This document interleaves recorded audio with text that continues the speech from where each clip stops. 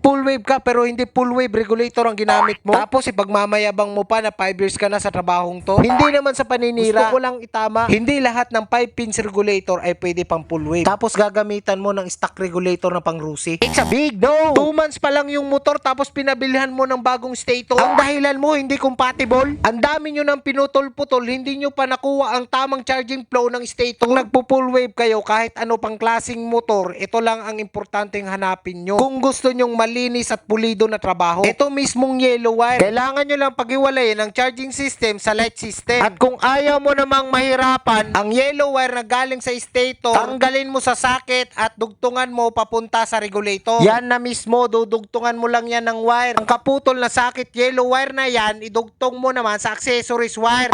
Battery operated na ang ilaw mo. Ito, tapos ko nang na-rewiring, di ba napakalinis, stock mode setup, tapos pinalitan ko rin ng proven and tested regulator. Harap likod, napakalinis niyan, parang walang ginalaw. Sino bang hindi mapapasabi dito ng wow!